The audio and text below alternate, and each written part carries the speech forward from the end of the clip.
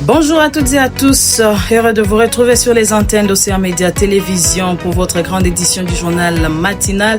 Merci de nous accueillir chez vous ce matin. Voici les principaux titres qui feront l'actualité de ce jour en République démocratique du Congo et à travers le monde.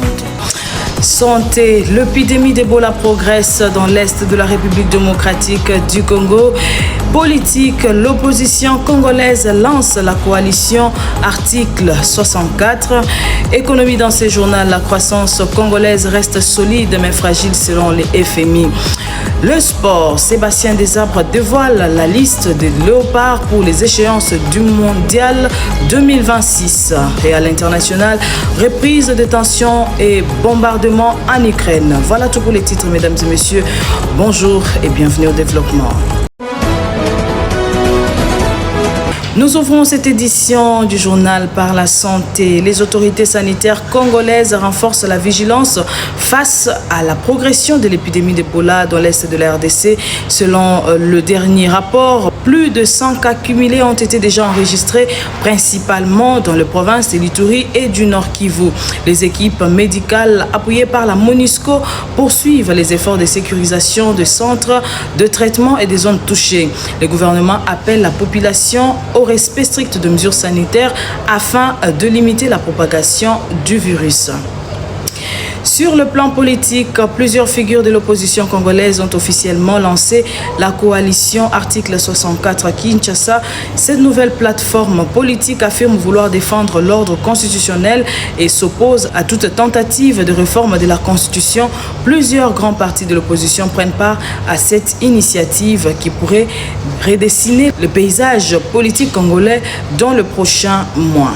Le FMI salue la résilience économique de la RDC. Le Fonds monétaire international estime que l'économie congolaise continue d'afficher une croissance supérieure à 5% malgré un contexte international difficile. Toutefois, l'institution financière souligne que cette croissance demeure fragile et dépend encore fortement du secteur minier. Pendant ce temps, l'encours de titres publics congolais continue d'augmenter, signe d'une activité financière soutenue sur le marché intérieur. Nous allons parler du sport dans ce journal. Le sélectionneur de Léopard, Sébastien Desarbres, a dévoilé la liste de 26 joueurs convoqués pour le prochaine rencontre liée aux qualifications de la Coupe du Monde 2026. Une liste marquée par la stabilité du groupe et la confiance renouvelée envers le cadre de l'équipe nationale. Les supporters espèrent voir la RDC poursuivre son rêve d'une qualification historique au mondial. Et nous allons clôturer ce journal par l'actualité internationale. Les combats se poursuivent en Ukraine. Après une courte trêve, de nouvelles frappes russes ont été signalées dans plusieurs régions du pays. L'ONU continue d'appeler à la désescalade et à la protection de populations civiles face à une crise humanitaire qui demeure préoccupante. C'était votre journal matinal sur Océan Média Télévision. Mesdames et messieurs, merci de votre fidélité. Petit adage du jour, la patience et la persévérance finissent toujours par ouvrir les portes du succès.